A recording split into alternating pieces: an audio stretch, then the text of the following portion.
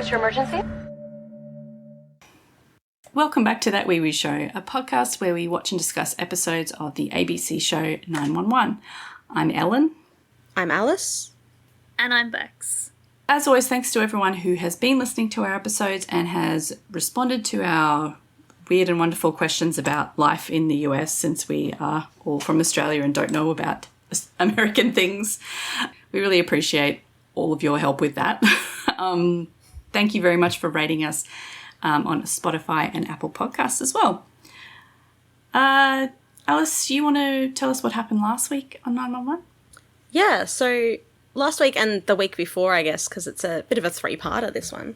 Maddie's estranged husband, Doug, tracked Maddie down at her new home and kidnapped her after stabbing Chimney several times.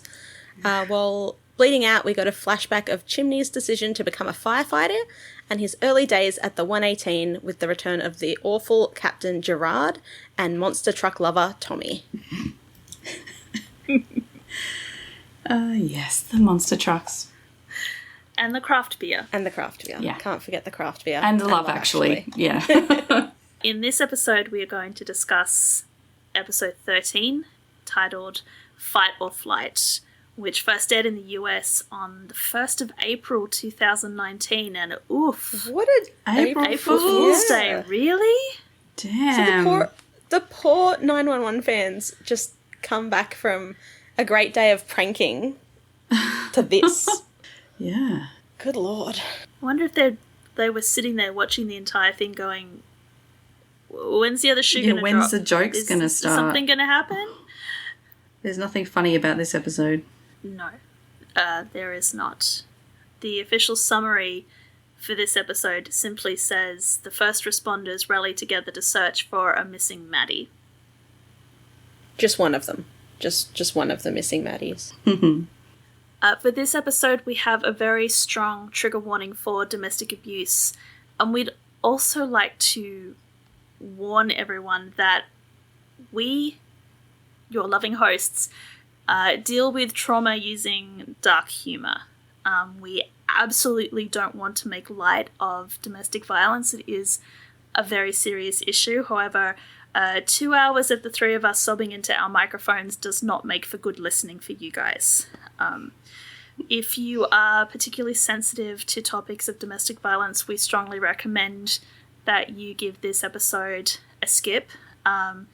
If you haven't seen Fight or Flight, if you are watching 911 for the first time, a quick summary of the episode is that Chimney survives. He is found. He's taken to hospital. He survives surgery. Maddie is found. She survives. Doug, however, does not. Yeah. Yep. Other triggers are where there is going to be some gun violence. There is going to be knife violence. There is going to be blood. Assault to and injury of major character, and assault to and injury and death of minor characters on screen. Yeah, they packed a lot into this episode, honestly. They really did. Yeah, it's a big episode, and it's like, I remember the first time I watched this just being on the edge of my seat the entire time. Yeah. Like, even though I'd seen episodes after this and I knew that Maddie and Chimney both survived, I was still just like, heart in my chest. In my mouth. Yeah. In my throat? What's the wording? Your heart in your throat, Thank you. No, your heart being in your chest is a good thing. You want that. I'm like, hang on. But they do such a good job of, even when you know that everything is going to have a happy ending at some point, they do manage to ratchet the drama up and the tension. So you're still completely worried about the characters all the way through. Yeah. And I think part of the thing that makes it, one of the things that really brings the tension up is when Doug is actually being nice and, appears to be caring and whatever, but you know what he's really like. And it's just that having someone being nice to you while they could snap at any minute is just so difficult to watch. Brian did, I don't know, can you say he did an amazing job?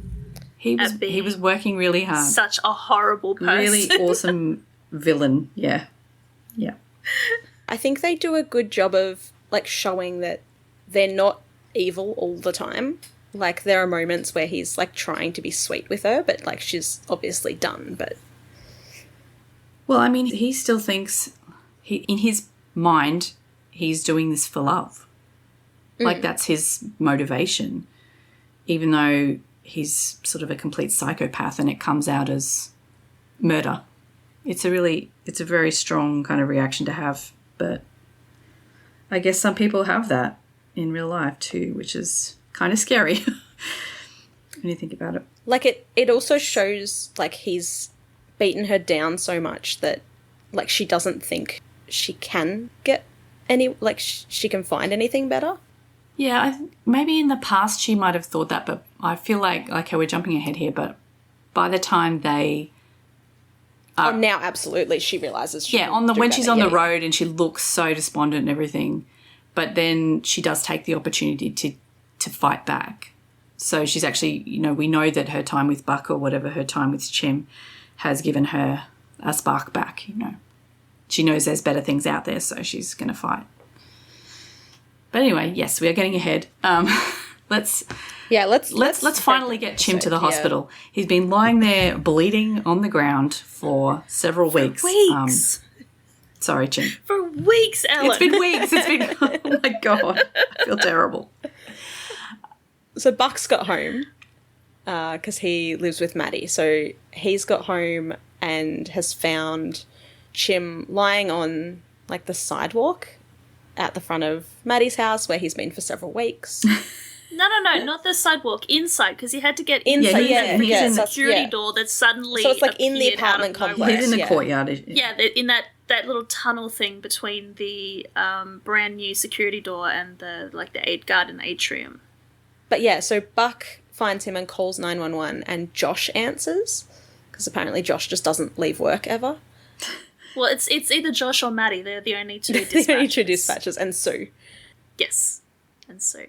Anyway, so Buck, like, gives the address straight away, starts breaking down the scene, that he has an adult male with multiple stab wounds to his torso, needs medical and police response, because... It's really interesting how Josh changes during this call, because even though Buck is very professional in that phone call, Josh is still going through that typical 911 dispatcher script. Yeah, he's doing the checklist in his head. Yeah, it's like, so can I get your name? And as soon as he gets Buck's name, he immediately just goes, well, that throws the script out the window, because there's no point going through all of those things because Buck knows how to do all those things and he's going to get the information that he needs. Yeah. So I found that very interesting. Yeah, they do a really good job showing the difference and, like, showing when normal people in this show call 911. There's just, you know, bees! Whereas whenever the firefighters call or the police call, like, it's very, this is where I am, this is what's happened, this is who I need. Like, this is who I need. Yes. Because that's what they're trained to do. Yes. Anyway, so Buck's got Josh on speaker. He's taken off his jacket to use to put pressure on Chim's wounds to try and stop the bleeding. He just sounds so frantic, and every time Buck sounds frantic, it breaks my heart, and I just want to hug him. Yeah. Even though Chim's literally the one bleeding out, I'm just like, oh, Buck, baby, let me give you a cuddle. You're okay. You're doing so good. And Chim says, like, he took her, and he says, you know, Jason. He says something about Jason. And Buck's like, who's Jason? And Chim sort of manages to get out. He just says Maddie's name, I think, right? Yeah. And so, and then Buck turns around and sort of looks back at the apartment and goes, where's Maddie? Where's Maddie? Where's Maddie? Holy shit. But he does keep his head enough to keep pressure on Chimney. Yeah, he stays until there. The paramedics arrive. Yeah, that's right. And I don't know how they got in, but yeah. How did they get in? Who buzzed them in? Did Buck, like, take pressure off Chim enough to, you know, get up and open, because it's not just that someone buzzed them in. That security door is now wide open and has been pinned open because we can see out into the street. We can see the RA units with their lights going out in the street. Don't question it. It's fine. Paramedics have keys to everywhere. They have like a skeleton key, like the mayor does, but all the paramedics have it. The key to they the only city. have to break door downs when they're having fun. I mean, not to spoil future episodes, but that is a plot point that does get brought up later on. It's just I'm not thinking about the details. So yes, the paramedics come in, and as soon as Buck can hand over care of Chimney to the paramedics, he is off. Yeah, like bolts. Sprints with those giant giraffe legs of his into the apartment. They're so long. Yelling Maddie's name, searching all the rooms. He's covered in blood too. Like he's got a bloody handprint where he's tried to wipe the blood off his shirt. Like his hands are just bright red. There's blood everywhere. And he's like frantically looking through the apartment. He's still got his phone, still got 911. And he's like, yeah, Maddie's not here, but all her stuff. So, like, he finds her phone, he finds her keys, like, everything is still in the house. I'm going to pin a flag on the play with the phone, because I don't understand what is going on with the phones, but we can talk about that in a second once the cops get there, because the phones confused me. Yeah. But it might just be, again, I can't think about the details in this episode, or they're going to drive me bonkers. Like, Sue realises right away what's happened, because she knows... Yeah, because Maddie's spoken to her previously about it. And so she says, oh, he found her. But can we also talk about the fact that Sue has, like, an inbuilt radar for plot points? Yeah, she's just that good of a dispatcher. Because Josh is taking Buck's call. Sue is on the other side of the dispatch floor. He does say Buck's name, and her ears prick up. But she's all the way on the other side of the floor. How can she hear Josh over everything else that's going? And she makes a beeline for Josh's station. And Buck isn't like exactly like Josh might have just said fuck, and Sue's just like, oh, he's mad about something. But sorry. But yeah. This is how I cope with not feeling the episode. I nitpick it to death. Like, I can't feel anything if I'm angry at the details. It's a TV show, not real life. Just don't think about it. So we get the title card, and then we go straight into a flashback. But we don't know that it's a flashback because they don't even tell us that it's a flashback. No.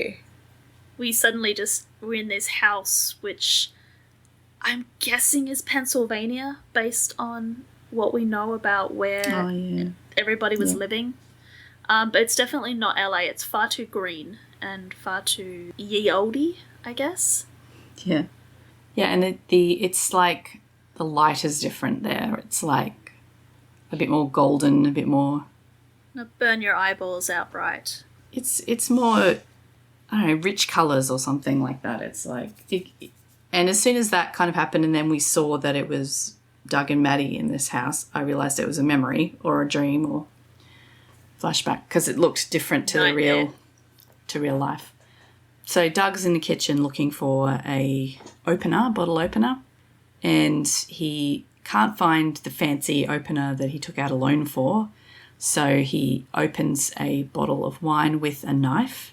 He finds like a pocket knife or something and he opens it with that somehow. I'm not sure. Is that what he grabbed? I couldn't see. It was definitely something sharp. Yeah. He ends up with like a corkscrew. So like I think they had like a fancy opener, but then he just gets like a corkscrew. It looks like with a bottle opener attached. But it looks like a pen knife. It looks like a pen knife, but they often have like a screw on them anyway, don't they? So it could have been any of that. So while he's opening the bottle of the wine, Maddie comes in and tells Doug that she's made him a mix, like a Spotify mix of all of his favourite songs, and she is just so eager and so desperate that this be good, that he likes what she has done for him. It's so painful. She looks like, I don't think she looks scared necessarily, but yeah, she looks worried that he's not going to like it.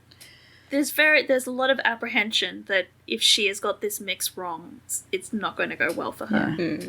But for the moment, it appears that Doug's in a good mood because he's listening to the music and the artists that she's listed that are on the playlist, and says that they are the greatest love songs ever written, and that every one of them reminds him of her. So he can be charming.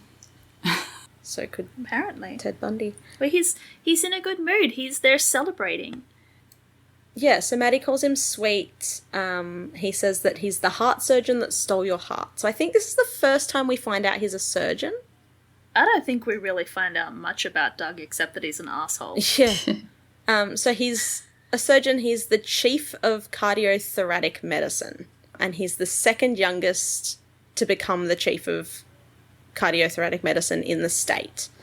He does make a comment that his father would say close but not quite. Yeah. So Doug has daddy issues. Yeah. I mean, it's 911 daddy issues right here anyway. But yeah, Doug says that they're celebrating, so clearly he's just been promoted, they're celebrating this, and Maddie's got some wine glasses that she's put on the bench, and Doug tells her to put them away, and he gets, like, the wedding crystal. Like Maddie mentioned, like, it's big, like, crystal wine glasses, and Maddie mentions that they haven't used them since the wedding, and Doug says it's one of the few things he has left of his mother, but Maddie needs to toast softer this time because the chip is still there. And one, like Doug, they don't heal themselves. So, like, of course the chip's still there. But, like, it's just such a dig at Maddie to be like, will you chip these glasses next time? Like, do better this time? He's got mummy issues and daddy issues. Because it's not just that she chipped the glass, it's that these are the only things that he has left of his dear departed mother. Yeah. And Maddie is slowly chipping away at the memory of his mother. But So they pour the wine and they toast. They take the glasses out to this little patio area as the music plays, and they're dancing, and it looks so loving and wonderful. And Doug calls her his good luck girl. yeah, he makes a point of taking the glass out of Maddie's hand and very pointedly putting it on the little patio table, while they're dancing with you don't want to be dropping this, don't want to be breaking it, I'm going to set it down here. And then spins her into the coffee table where the wine glass falls and smashes on the ground. And Maddie immediately goes into panic mode and just whirls around and stares at Doug, waiting for his reaction. And he's all like, no, it's, accidents happen, right? Maddie's sort of looking at him going, maybe he's not going to hurt me over this? Which he follows up with, my mother always used to say that an accident is just an opportunity to learn. The problem is, Maddie, you never do. And then he punches her. And then she wakes up in the car. She's been... Does she wake up? I don't know whether she wakes up or whether he's punched her again. And, so he's, punched her back into reality. I thought she was, dreaming or daydreaming, and she just sort of jolts into reality. It was really interesting the way they cut it. So as he punches her, she sort of spins to the side, and then she's sort of... the motion continues and she's in the car. Yeah, okay. Yeah, maybe I just assumed that she was... Maybe you're right. Maybe she did just wake dozing up. Or, if they've been driving all night. Have we heard him say this accident is an opportunity to learn thing before in the show?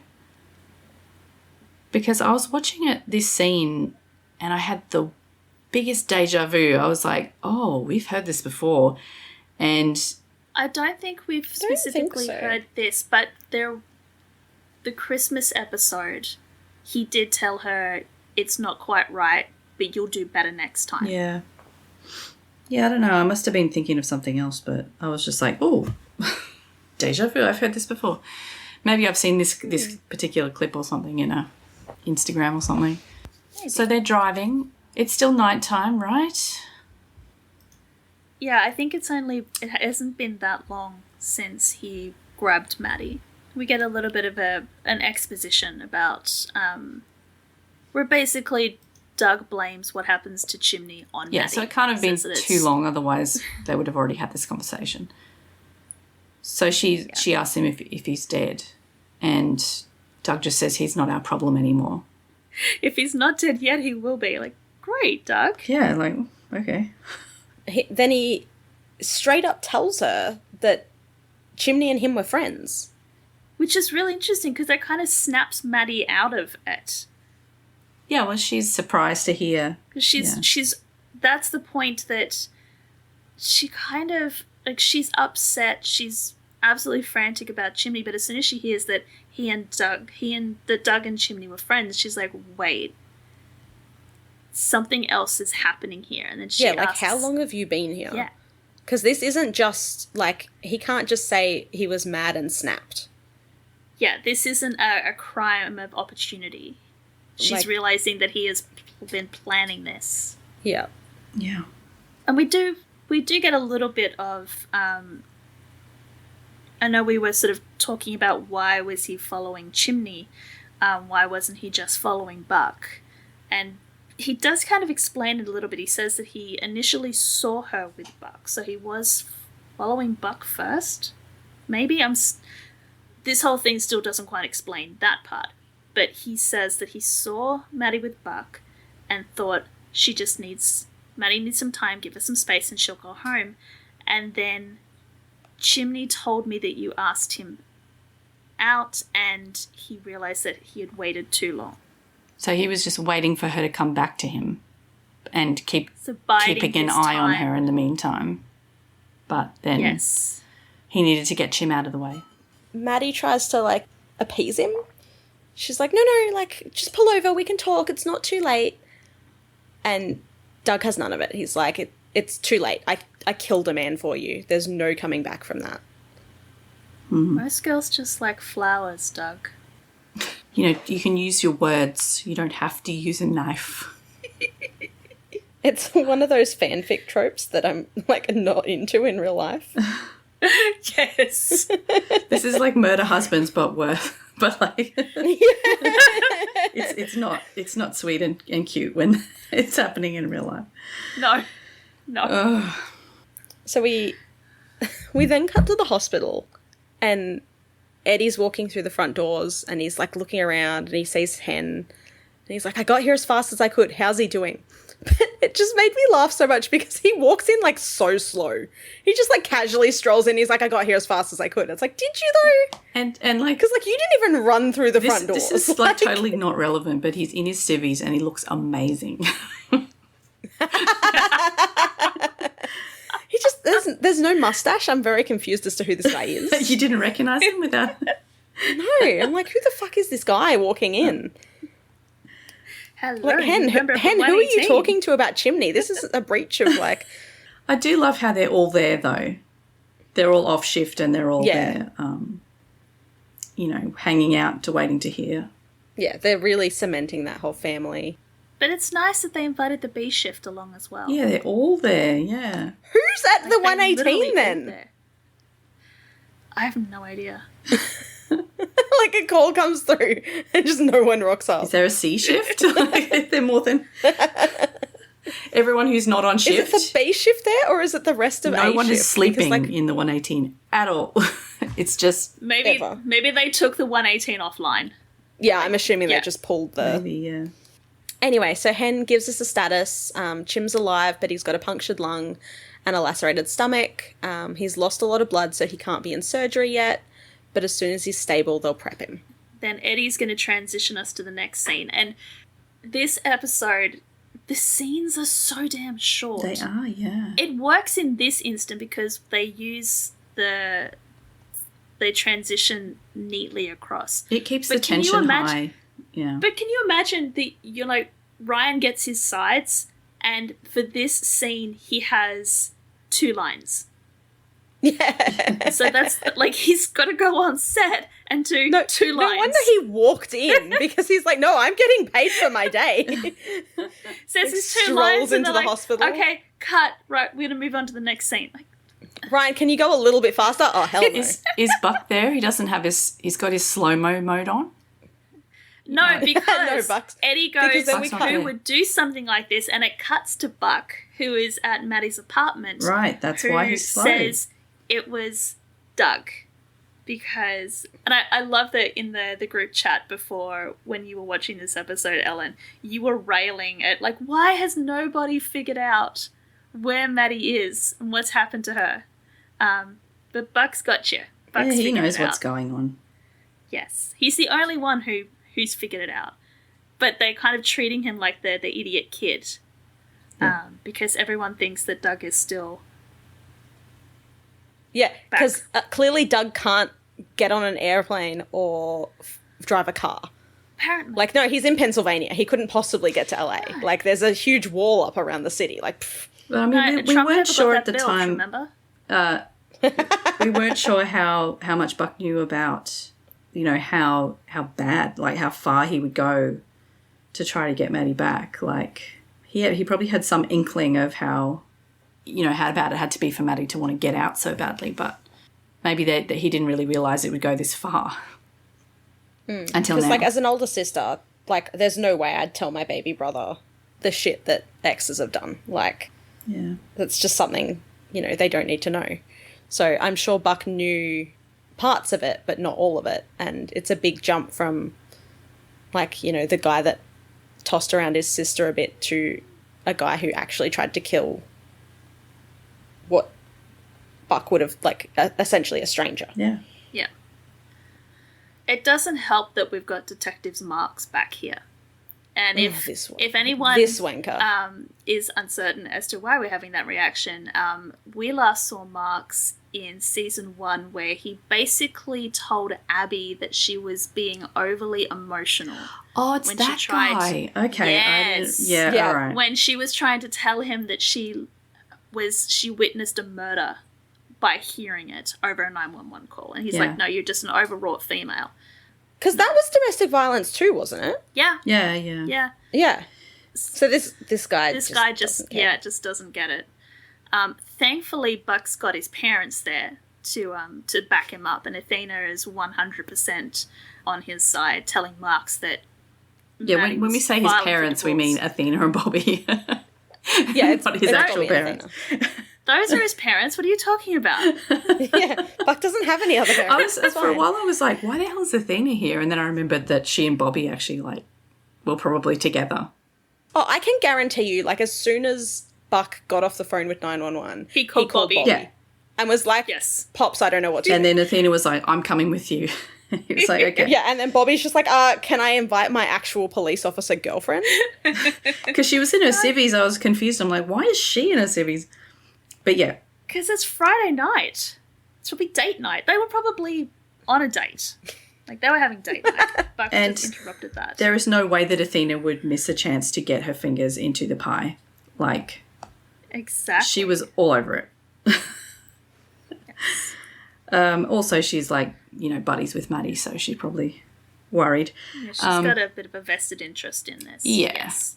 Anyway, yeah, so Mark's is very dismissive. He's just like, yeah, whatever. And Athena's like, no, like, she was filing for divorce. That would have put her back on his radar. Mark's is interested in this Jason Bailey guy. He's like, I don't know about an ex-husband, but I've got our Vic saying that Jason has got her, so I'm going to go after this Jason guy with everything that I've got. And Buck is the one that puts 2 and 2 together and says, no, Jason is Doug. And he wants Marks to go through Chimney's phone and confirm that Jason is Doug and Doug is Jason. And here's where I got confused about the phones, because they have the crime scene in the atrium where Chimney was assaulted, and his phone is on the ground next to the flowers, Yeah. which are now stained completely pink with Chim's blood. Either that or they put down the wrong bouquet and some of the flowers were pink, because I swore he had an all white bouquet in the last episode. But the phone that Buck was calling 911 from was on the ground. And that's Chimney's phone. Was it? So I don't know. There is a phone on the ground in the same position that we saw when Buck was talking and he had Josh on speakerphone. And it's in the same position that Chimney's phone is now in. But he picked up that he had the phone with him when he was in the house. But where did he get that phone from? Because he didn't... Like, That's not his the phone? paramedics came... I don't know. Oh. I think the paramedics probably took it... I don't know. Don't Again, just, like I said, it's one of don't these... think about The it. details are going to drive me insane because I have no idea what's going on with the phones. But the point of before I got distracted by the details was that they cannot check Chimney's phone because he has it locked and they cannot and because unlock he's still it. alive, like they can't unlock it without the victim's consent. Yes. To which Buck kind of says, bet. Athena says that they will subpoena the phone records and like do things legally and it'll be fine, but it's just going to take time. She doesn't even say it'll be fine. She's like, it'll take time. And she's basically like winking at him while she does this. And Buck's like, Maddie doesn't have time. And Athena's like, yeah, what a shame. Like gesturing to the phone and like... and then finally Buck goes, oh, yeah, hey, can I go change my shirt? Can I go back into the apartment while you guys stay here and change my shirt? Because, I'm covered in blood and I don't want to be in this shirt anymore. Also, I need an excuse I'm to, just so covered walk in blood. away. Yeah. So they let him go, change his shirt. Oh, Bobby calms him down before that too. So, like, Athena's, like, winking and pointing at the phone. And Buck's still spiraling. And Bobby's like, no, listen, like, calm down. Maybe you're right and it's Doug. Maybe he found out where Maddie was. He hurt Chimney, but Maddie's not here. So if all he wanted to do was kill her, and Buck's like, then I would have found her too. And Bobby's like, and you didn't. So she was alive when he took her, and that's what we're going to hold on to. And that's where he sort of, like, realizes that Athena's literally, like, got a laser pointer at the phone and, like, circling it rapidly. And he's like, oh, right, yeah, I just need to go inside for a minute. I thought Athena got mad at him later for taking the phone. Oh, no, she does, She because, does, like, because he did. But, like, he for 30 seconds. Like, not even 30 seconds. We're also making fun of this completely. Yeah. Because, like, Athena, like, there's no way Athena doesn't know that Buck's going to be Buck here. But she says later, like, anyway so it doesn't matter. So Buck goes inside to change my shirt. The grown-ups change his shirt. have a conversation while Buck is... And I know we joke that he has, like, giraffe legs and runs so fast, but he is gone for literally 10 seconds. So... I'm just really sad that we didn't get to watch him take off his shirt and get changed. So he has sprinted like into Maddie's apartment, managed to find clean clothes, take off the old clothes, put them in a bag and given them to a crime scene tech as Marks has requested because technically he is evidence. And then we see him over Bobby's shoulder kind of mosey very casually back through the atrium, and then the camera oh so conveniently cuts back to Athena, who very conveniently has her back to the atrium, and then Buck interrupts the grown-ups and says, hey Cap, can you take me to the hospital? And he's got like this sheepskin jacket sort of folded in his hands and he's sort of fussing with it in front of his body. As he sort of like, shoves the phone into the folds of the coat so that nobody notices that he's picked it up. Don't be suspicious. No, don't say Don't be suspicious. Don't be suspicious. But yeah, again, the timing, there is no way that he would have had time to have run upstairs, got changed, got back down and picked up the phone in the time that it takes for Athena to explain to the audience that the most dangerous time for a woman is when she leaves. Yeah. In situations like these. Yeah, so most dangerous part is when they leave. Maddie knew that, which is why she was in hiding. But Marks is convinced that Maddie's dead. Well, he's Like, just he's in no hurry to he's just a big bundle of solve sunshine, this. isn't he? Yeah. Yeah, he's literally like, yeah, someone needs to tell the kid that, like someone needs to prepare the kid for the bad news.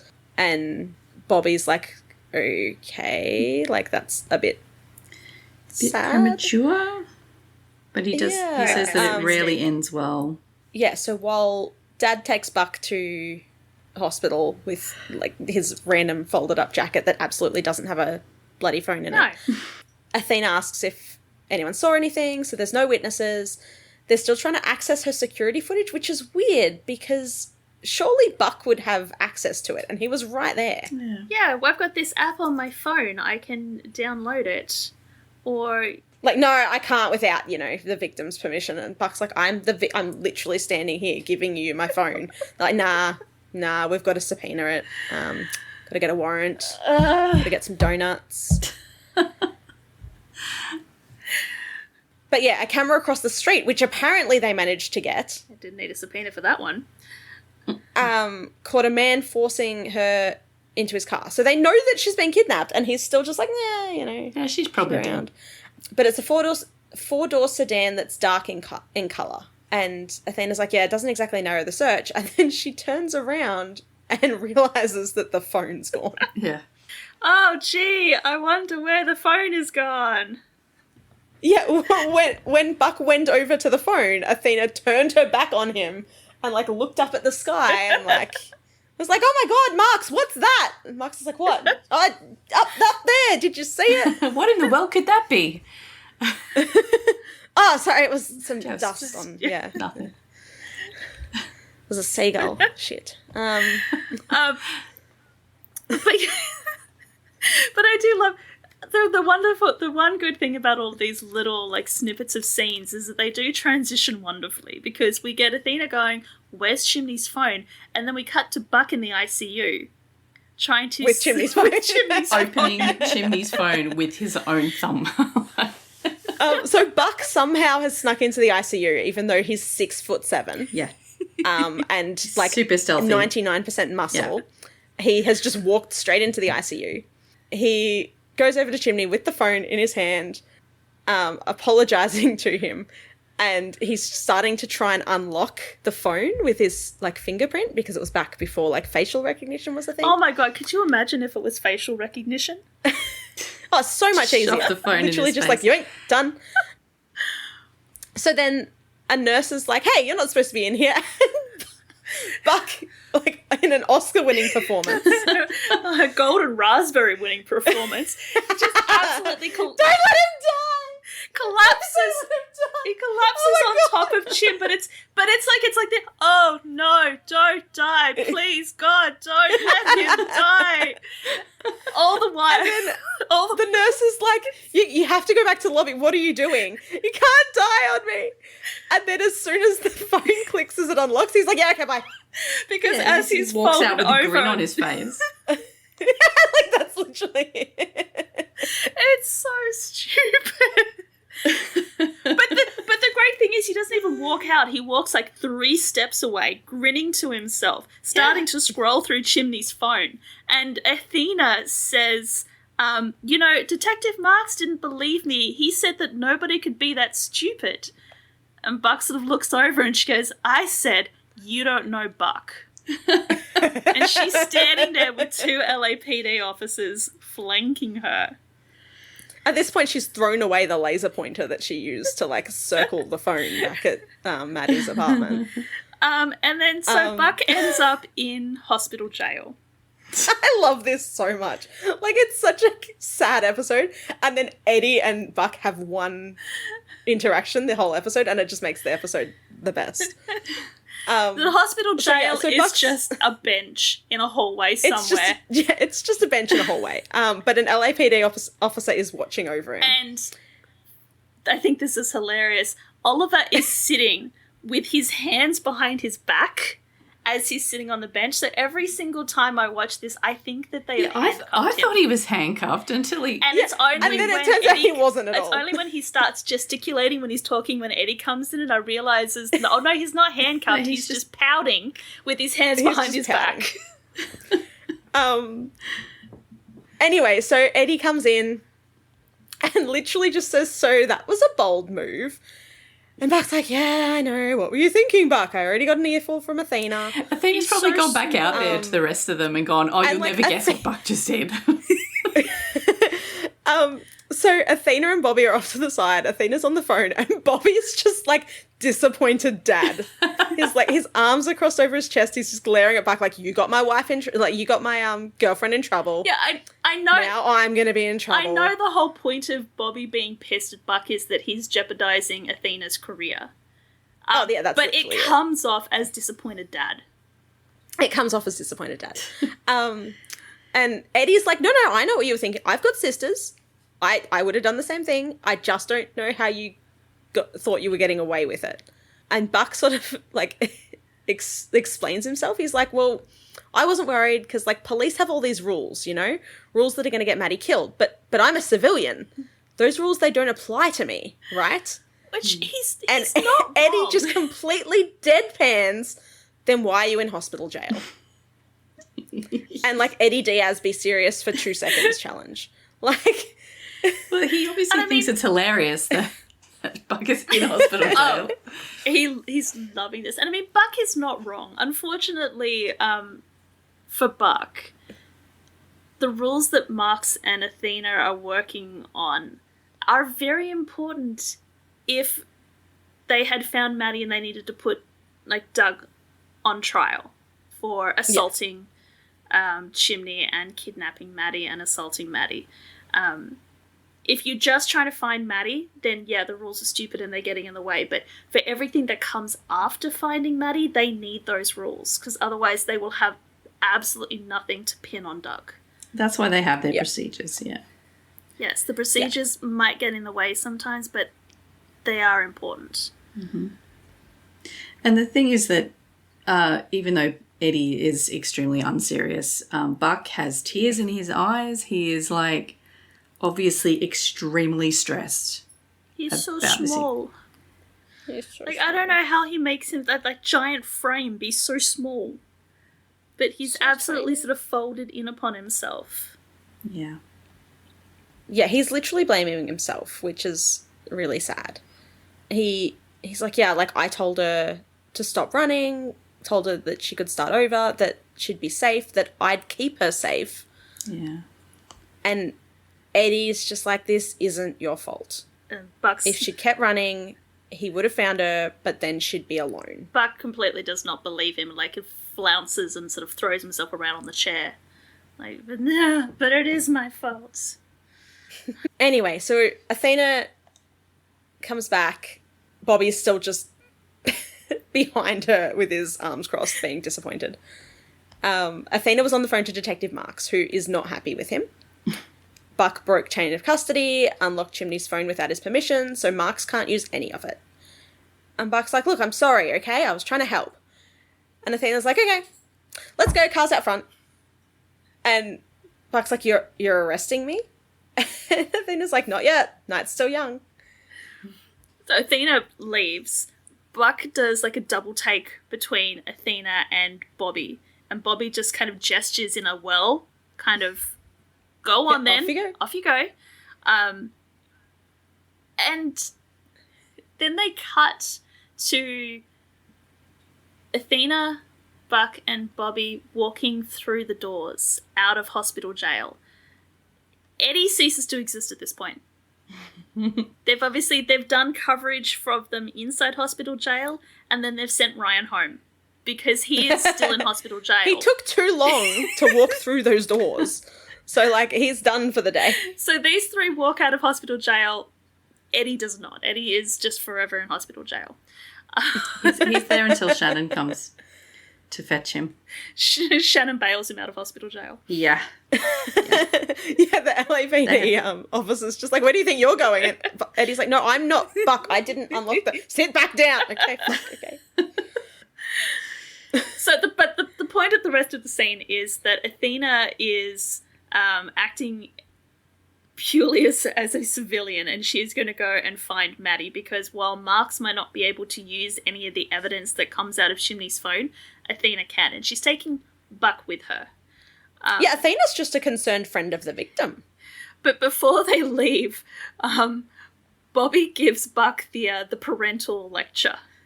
Oh, Like, I love it it's so like, much. here are the ground rules.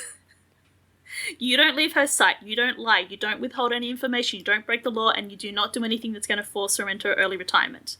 Which, again, it's that you are not going to do anything that's going to jeopardize my wife's career, but it's coming off as you listen to your mother. Literally, like, you listen to your mother or you're going to be grounded when you get home. And Buck goes, yes, Dad. I mean, you got it, Cap. Yes. but he does say thank you to Athena as well. Like, as the penny drops and he realizes that Athena is going to help him, he says thank you. Then Bobby lays down the law. All right, so we go back to Doug and Maddie. And They're still driving. Yeah, because that's pretty much the last of the lightheartedness of this episode. Yeah. Now it's just all downhill from here. It's back into the drama. They're running out of gas. And, okay, so this is the part where we assume that they have been driving in circles for hours because, well, maybe we'll get to that later when they actually end up in Big Bear. But he's looking for this gas station so they can fill up. And they show that Maddie's hands have been like zip tied together, which is so brutal. And she just says to him, just do it. Just kill me. Like that's your plan, right? And she says, kill Chimney, kill me, hopefully do the world a favour and kill yourself before it's done. It's like, whoa, okay. And Doug's response is, why would I kill you, Maddie? I don't want to hurt you. I love you. Yeah. You don't want to hurt her. Dude, you've zip-tied her hands. Her face is covered with blood from where you punched her. Yeah, he's just completely delusional at this point. I guess this is the point where, like, I'm not the one hurting you. You're the one that's hurting yourself. Yeah, you have pushed me to this limit. Like, this is all your fault. Yeah. They finally get to the gas station and he pulls up near the pumps and Which is not a gas and sip, interestingly enough. oh, they've gone to a different chain. He tells her not to move before he gets out of the car, and Maddie's just sort of looking around to see what she can do to try and get away. So while Doug is pumping, which, interesting, because I thought that in America you had to pay for your gas before you could start pumping. I think it depends I don't on the think state it's everywhere. because, like, some states, Okay. they can't even pump their own gas. Like, People of California, let us know. Is Yes. this correct? But apparently at this little gas market, you can do it the Aussie way, which is you fill up your tank and then you can go in and pay for it. Yeah. And while he is pumping the petrol, Doug's phone chimes and he gets a text message which says abduction alert, and it is for Maddie, which, again, my brain got caught up on the details and I started going down a rabbit hole because that's not what it would look like, I don't think. Again, we would need California residents to chime in and tell me, but I'm pretty sure that it would not say abduction alert. It would be an endangered missing advisory alert. No.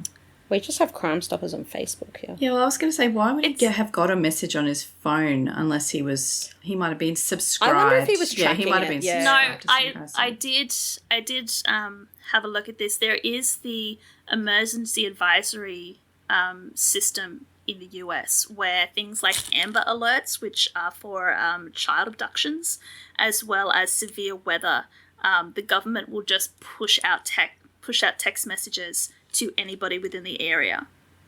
Wow, that sounds really spammy for like a big city. Funnily, when I was looking this up, I got onto a Reddit thread because I love Reddit, where people were complaining that, you know, they're getting Amber Alerts and their phones are going off at 3 a.m.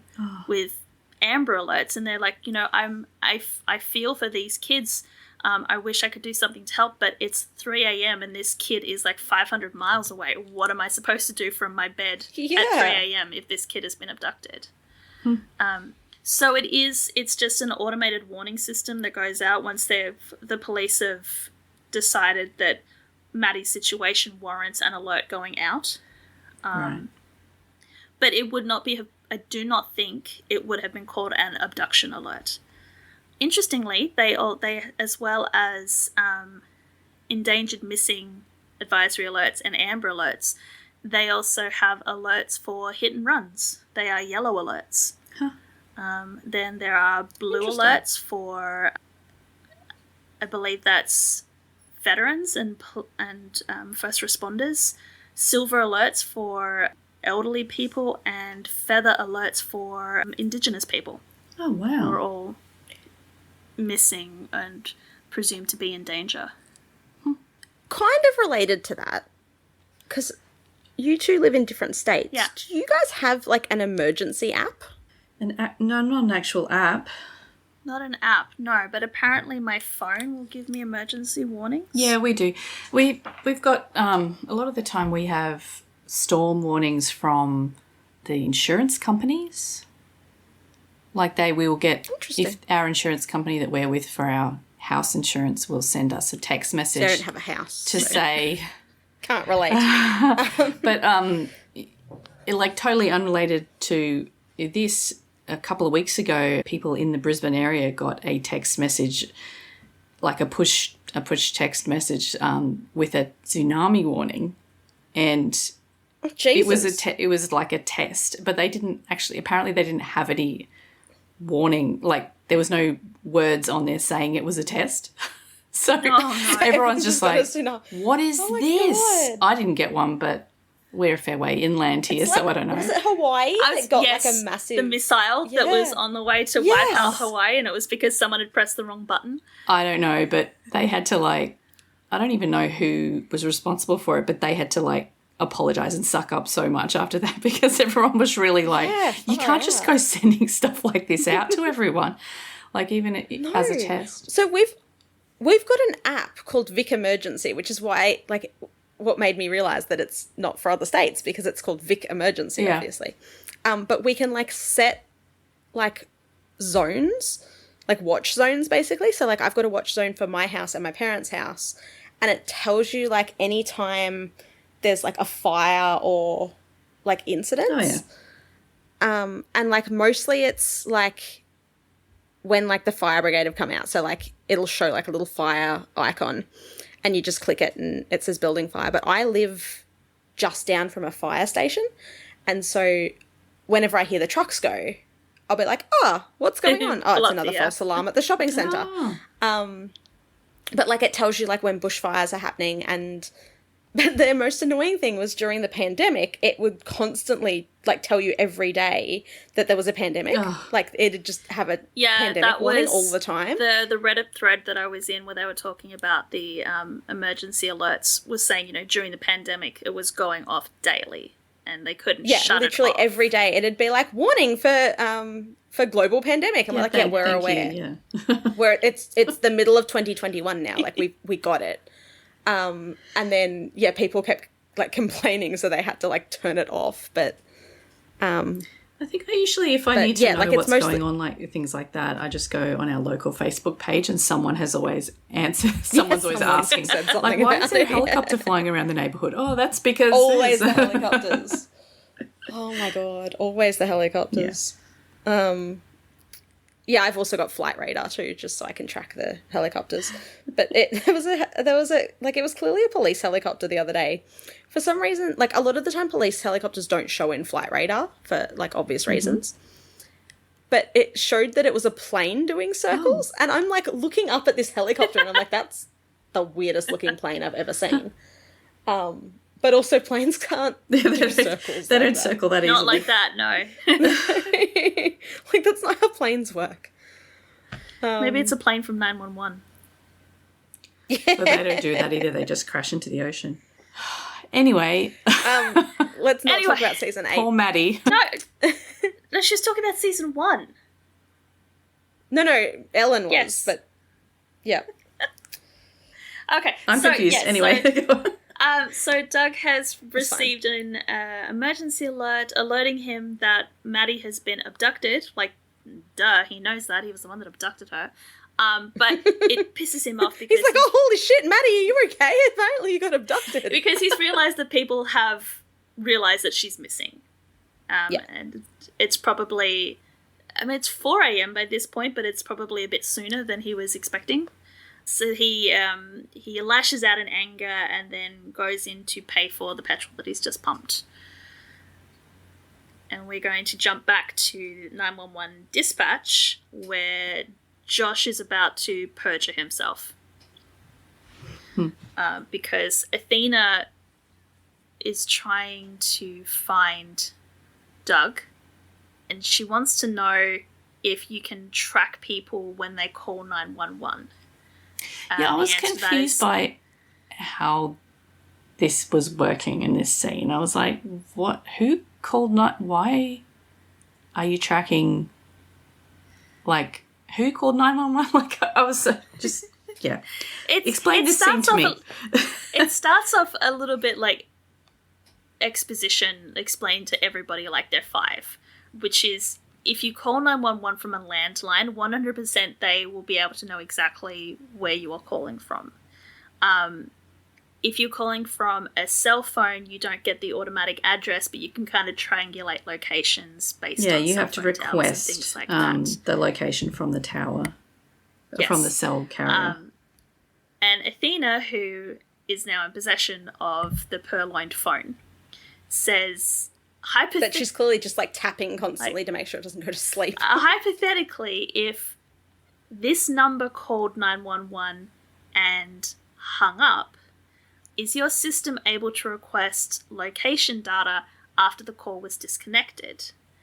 And Sue is still on the track of, legally this is what we'd have to do. Josh is like, oh, you know what? I think that number did call 911.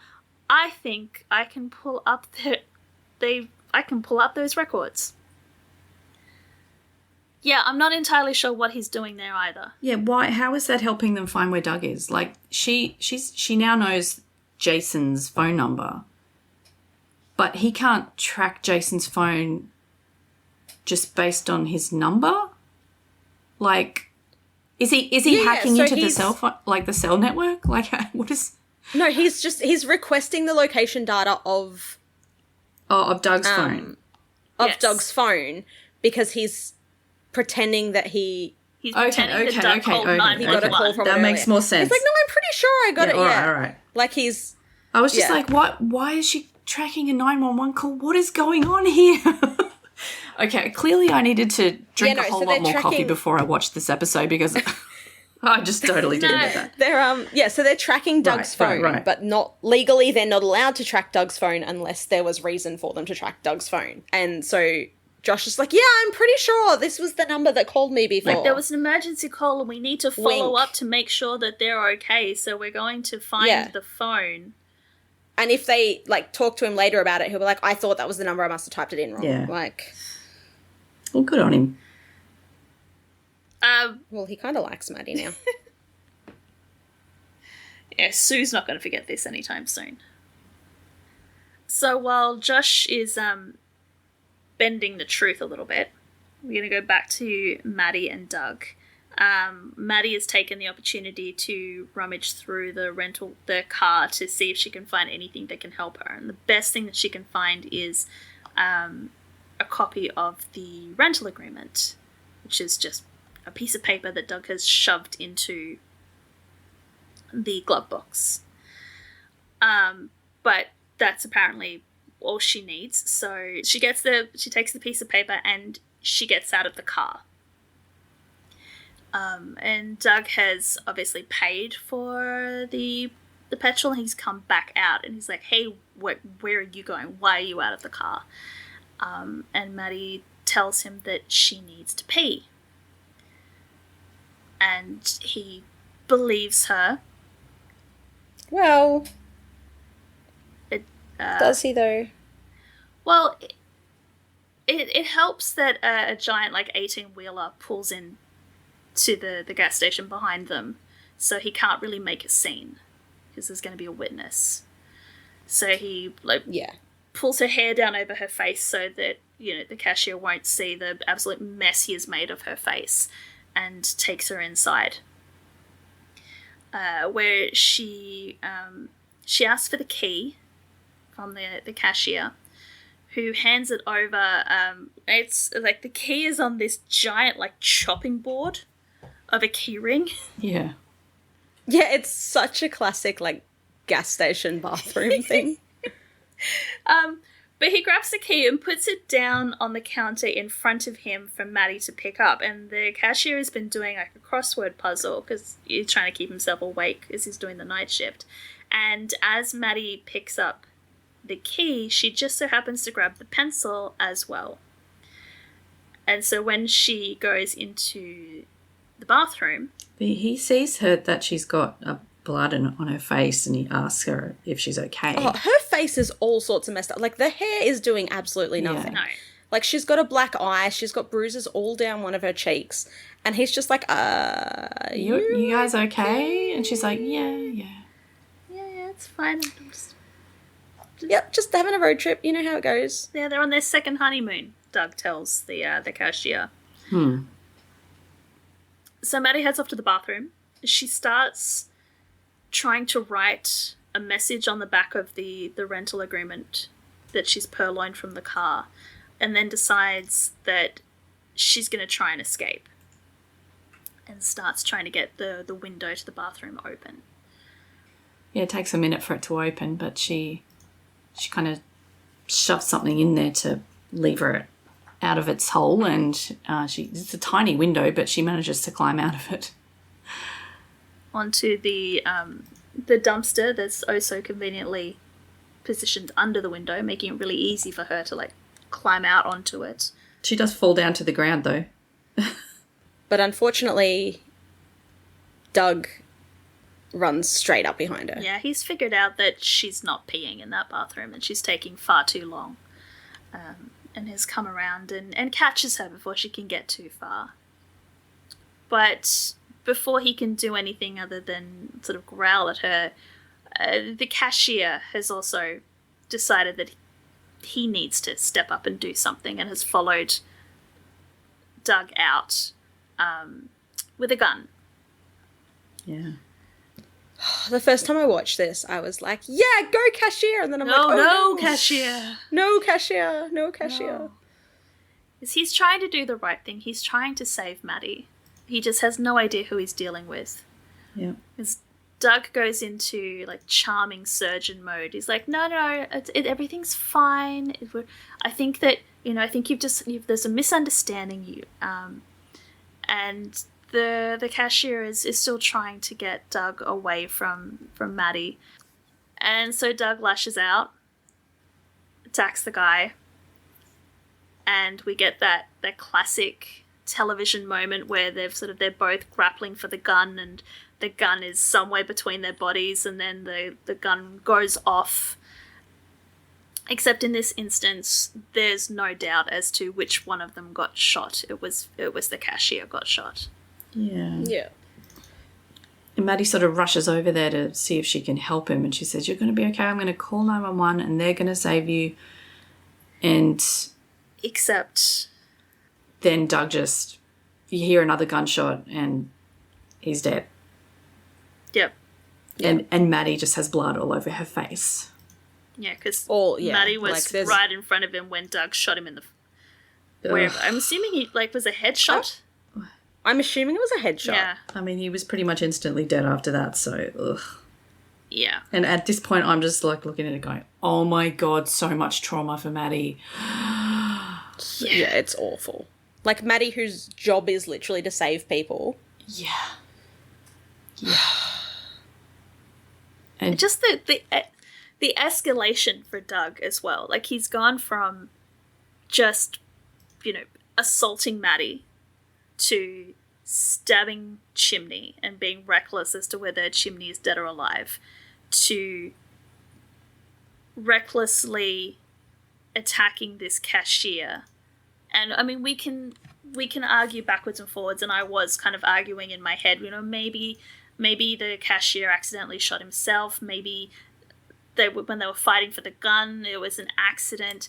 But yeah, shooting him in the head, that's cold-blooded. Yeah, there's no question. Premeditated. That is better. He's gone... Like, Doug is desperate. Like, the escalation. Yes. Like, so he went in and, like, yelled at... I mean, obviously, first he beat Maddie around. But then he, like, went in and at least verbally abused her boss. Oh, yeah. Oh, yeah, I forgot about that. Yeah, trying to find out where she went. Yes. He's then gone across the country to, like, stalk her and stalk, like, the guy that she's getting close to. And, yeah, it's just escalating. And this is why it's so dangerous. As Athena said, the time that they're leaving is the worst because they get like, the abuser gets desperate because they feel themselves losing control. And yeah, he's gone from being calculated and being like, yep, I'm going to do this, I'm going to befriend him, now I'm going to do that. Now he's just getting desperate and he's just clutching at straws. And he's fucking scary. Yeah. Yeah. While Maddie's sort of horrified at what's unfolding, he grabs her and he drags her back to the car and is like, let's go. Yeah, the last line, when Maddie was trying to reassure the cashier, she says that she's going to call 911 and they're going to save you. And then when Doug is dragging Maddie back to the car, he's like, no one is saving anyone. Yeah. Something like the double meaning, like no one's saving the cashier and no one is saving you. Yeah. And then the juxtaposition between that scene and we go back to the hospital where Hen has everyone in stitches telling stories about Chimney's forays into babysitting. Yeah, it's such whiplash. Yes. Yeah. Yeah, I don't even understand what this story is, why she's telling stories about Chim, but, like, he was babysitting someone, like, what? He was babysitting Denny when Denny was a baby. Okay. Yeah, obviously I didn't pay much attention to this episode. I'm like, what the hell, me? Okay, yeah. It just explained the whole episode to me. It's fine. The story itself is it doesn't really mean anything. The point of the story is that Chim always, as Hen says at the end, Chimney always goes all out. He always puts his heart into everything that he does. Yeah. Like, clearly he didn't want to bug Hen and Karen on their date night, so he just went to an online forum and asked them instead. And then went for everything. All of the advice that he received, he did all of it. Yes. I do like that, Eddie full on says, I missed out on all of this. Yes. Like, he was not there for the newborn stage. Yeah. Yeah, so that was the story, that Chim was babysitting a baby Denny and he could not stop crying. So he Googled, how do you stop a baby crying? And the advice that he got was, you do skin-to-skin contact. The sound of vacuum cleaner will calm them. Or no, a cool breeze is soothing. So Karen and Hen come home to find a shirtless Chimney asleep on the floor with Denny on his chest with a vacuum cleaner and a fan going. Yeah. Like, everything all at once. Ah, bless his heart.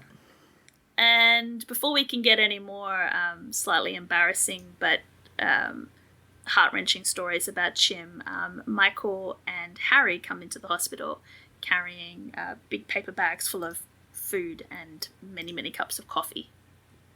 Yeah, that's nice of them to bring it down. Yes. They're handing it all out, and Eddie has never met Michael before. Which he says to Michael, we've never met, but I love you. Referring to the fact that Michael is bringing coffee, and I'm just like, Edmundo, no, back up, he's got a boyfriend. Can't have this one. But the point of that little moment was that Bobby comes over he gets a bear claw from the box of pastries that Harry has brought, and he thanks Michael for coming down and bringing everyone food, and Michael says, no, actually it was Harry's idea.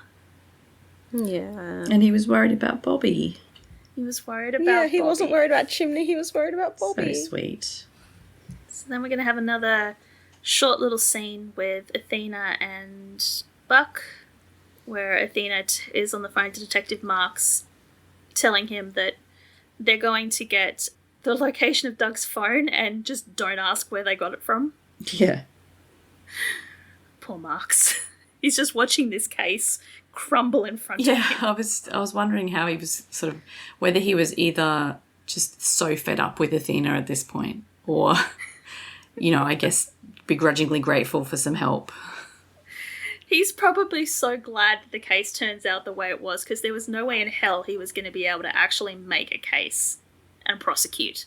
Yeah, because they stole all the evidence and... Because all the evidence was illegally obtained. A defense lawyer would have had a field day. Yeah.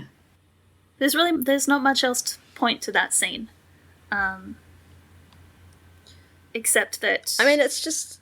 Buck's very sad. Buck is very sad. He's worried, we get that the police get Doug's location, which then, when we cut back to Doug and Maddie, a police car is coming up on them with lights and sirens going, which I guess we're supposed to believe for a second that they did actually manage to find Doug. But they didn't. After freaking out, both of them, the police car overtakes them and shoots off down the interstate, I think. It's not a highway, it's a freeway. I think it's an interstate. I don't know, the names of all of their roads confuse me sometimes. Yeah. And Maddie just says, we've got to get off this road. And Doug's like, do you think this was my fault? And Maddie's like, no, it was my fault. And Doug's sort of doubling down. That's right, that's what happens when you try to run away from me, Maddie. People get hurt. And, she kind of tells him she thinks he's a monster, and he just violently grabs her. She just looks so defeated at this point. Like, she looks... Yeah, she's done. Really done. But she says, that's what I do. I help people think clearly in a crisis. And Doug's like, I am thinking clearly. And she's just like, yeah, no, you're not. But she's trying to help him not think clearly so she can get away, I guess. But she says she saw signs for Big Bear a few miles back, and there should be vacation homes there, and they'd be able to hide. So we looked up where Big Bear was, and it is literally 2 hours out of LA, and they've been driving all night and all morning. Yeah. Are they driving in circles? Who knows? We've had this whole conversation already, so we have to put it at the end of the episode. So just jump to the end of the episode where you can hear our full 3-hour discussion on time dilation and what exactly Doug has been doing all night if they only end up 2.5 hours away from where they started from. Yeah. Yes. It's ridiculous. But Doug likes the idea of going to Big Bear because it's like the Poconos, which I have no idea what that is, but apparently it's like Big Bear. So, all I know about the Poconos is that there's an episode of The Office where Jim Carrey mentions it. Of course there is. It's probably another vacation spot, is it? So I'm assuming it's Google again. Like East Coast. It's in Pennsylvania. It's some mountains that are... so it's mountains. Okay. It's not near anything. It's in the middle of nowhere. It must be another vacationing spot. Maybe a ski area. I don't know. Maybe. But it appeals to Doug, so I think he's going to listen to Maddie. And they stop driving around in circles and start heading for Big Bear. So as they drive off, we cut back to the hospital. And there was this line a little bit earlier where Bobby was lamenting the fact that once again Chimney was in hospital and once again his girlfriend was not going to be there when he woke up. And I just love that once again Chimney's in hospital. Once again he wakes up, except this time it's not Bobby sitting by his bedside waiting for him. Here's Christopher waiting for him. It's Christopher! Because apparently Eddie just allows anyone to babysit. Even not I conscious people. I don't understand how Chris got away. Like, the kid is not fast. He's not fast. Like, Eddie even mentions in an episode that the kid is not fast. And did none of the nurses, like, question? Well, literally, like, Christopher just, like, we know that wanders he's in. charming. We know that he charms nurses. Yeah. But, yeah, so Chimney wakes up and Christopher's just like, "Hi, Chimney." And Chimney's like, what? Hi? like, why is there a child in here? Oh, it's that child, right? And again, this scene is so cute. So not only have we got the call back to poor old Chim waking up with people who aren't his girlfriend next to him, Chris then says, "I heard you had another surgery," and Chim says, "Yeah, I'm catching up to you," which is a callback to their kind of first conversation when he first met Chris, where Chris is asking about the scar on Chimney's forehead, and Chimney's sort of trying to explain in a kid-friendly way, like, "Yeah, I got hurt and I had to have surgery. Have you ever had surgery, little boy?" And they're like, "Yeah, he's had like 8 at this point." Yeah. 8? 9? He's had 8. so many surgeries, yeah. So Bobby walks into the room at this point. Just a little bit too late to be there to be the first person Chimney sees when he wakes up. And he notices that Chimney's awake. He's like, "Oh, hey, you're awake. Looks like you've got your first visitor." And he looks at Chris and goes, "Does your dad know that you're here?" And then his dad comes skidding into the room, like hissing, "Christopher!" Like, Yeah, like, how did you lose him, Eddie? I'm guessing that he does not know. And how that long you was were in Bobby here. gone for that Chris managed to sneak in And while he when was... did Chris get here? How long has he been there for? It's a cute scene, but don't think about it because otherwise it falls apart. Literally, it's just so funny because, like, Christopher is not fast.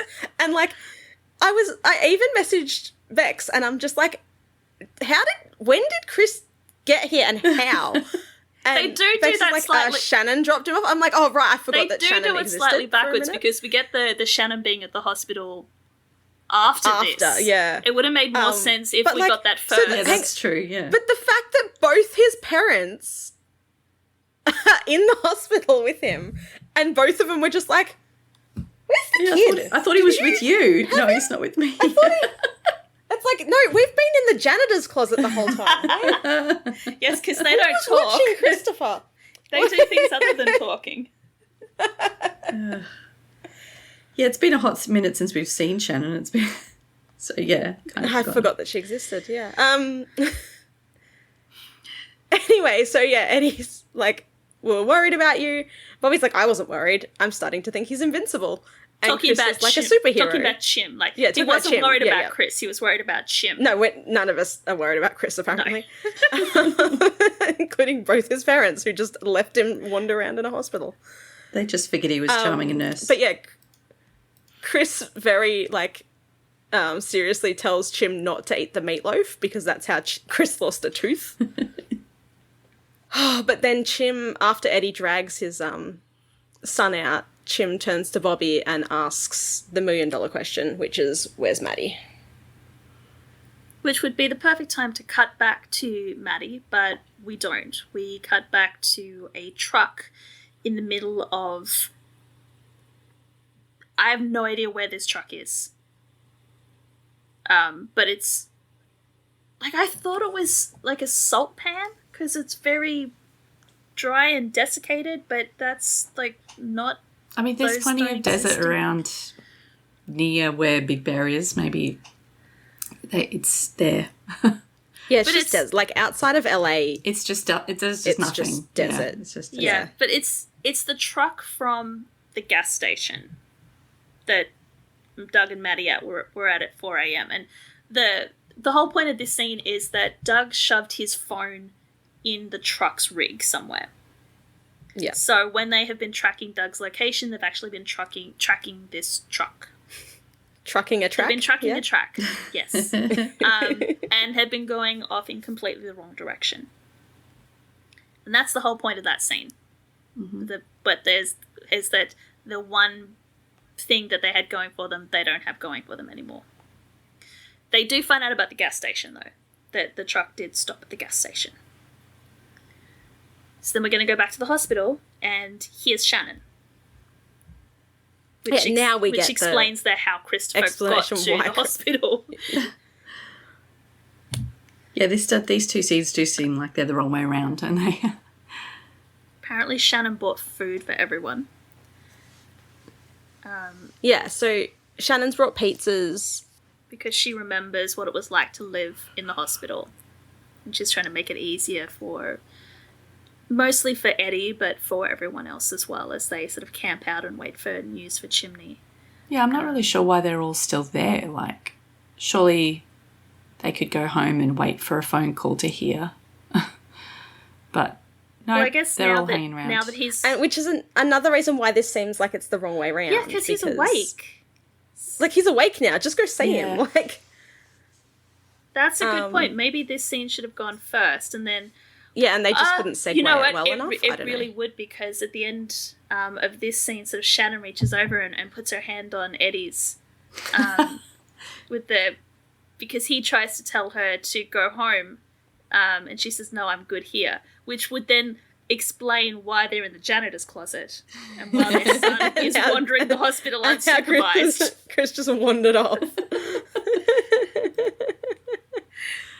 But again, super, super short scene. Can you imagine Shannon's actress has come in, she's got like 4 lines. That was her entire thing for the day. Yeah.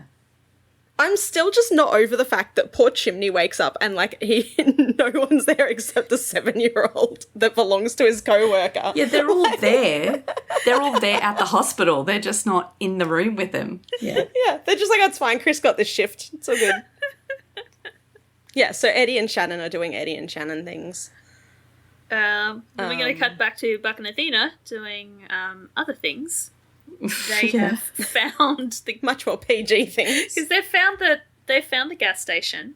They have found the security footage. Athena has like touched something in the store and divined exactly what happened, because she's psychic. Yep.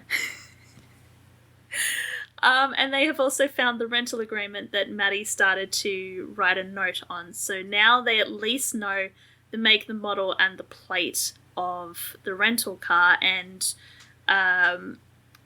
unfortunately, it looks like Doug didn't get the rental car through one of the big rental agencies. He went through like a mom and pop rental agency, and because Buck wants to use the GPS in the rental car to track Doug, and Marks immediately poo-poos that idea and says that rental cars don't have GPS. And Athena says the big companies probably don't, but the small ones, when you've only got 12 cars in your fleet, you want to know where they all are, so they probably do have GPS. In which case, thank God, Marks is like, "Oh, thank God, I suppose I better call this in again," and you're not I'm not going to tell you where I got this information from. It's not going in the official case report, but I need you to track a car. He's a bit long-suffering at this point. It's like when you have... Poor Marks is so done. It's like when you have somebody maybe he should have just fucking listened in the first place. It's like when you have somebody who's like cooking corporate books, and they have one set of the figures is the real figures, and then they have the fake figures that they're selling. I can imagine cases that Marks has got 2 case folders going at this moment. He's got the official case folder, which has got everything that he could actually use if this went to trial, and he's got everything Athena's given him. Yep. And one of them is much, much thicker than the other one. Yeah, it's got like case 7537 and then case 7537 in quotation marks with a wink. They found a cabin that is empty, so Doug kicks the door in. It looks like a nice vacation spot. There's snow. There is snow on the ground there. I wasn't expecting to see so much snow in California, but apparently they're high enough in the mountains that they do actually have some snow. Yeah, it's wild that you could just go like 2.5 hours from LA. Yeah. And it's like, oh, now I'm in the snow. Like, what? That's so insane to me. It's April? Would there be snow on the ground in April? Are we in April? Yes. I guess it's Because it's kind of matching up a mountain. the timeline. Oh yeah, right. It aired in It yeah. Well, aired I in guess April, and the episode Air is kind of reality. The time in 911 is sort of matching. So when they had that episode, whichever one it was, where they had the plastic surgery woman with the face off, and we got the thing on the heads up display that said it was March. Right, yeah. So we knew that the times were sort of similar. So we can assume that this episode is also kind of happening in similar times. That would be April. So would there be snow on the ground, even up in the mountains in April? Oh, I guess there must be. Either that or they filmed it a lot earlier than Or was April. it they filmed it at a different time and just went... because like it's not a heap of snow cover. Hang on, I think we need like an official California correspondent for this We podcast. do. Okay, winter operations at Big Bear Mountain Resort are typically from November to April. There you go. So it's the tail end, end of of the season.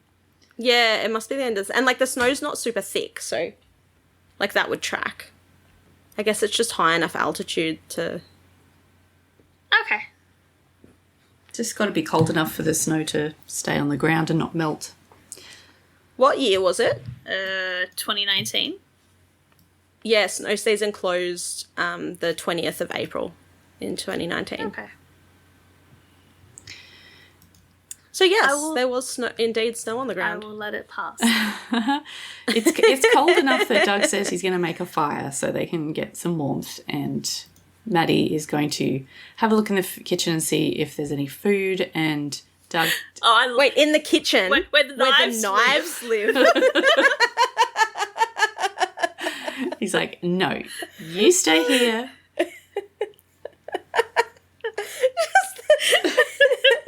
Where the knives live. Like, where the knives are? No, where the knives live. Anyway, so Doug's reminiscing about the Poconos. when they went to the Poconos. And he's like, was that our second anniversary? And Maddie's like, fourth. Yeah.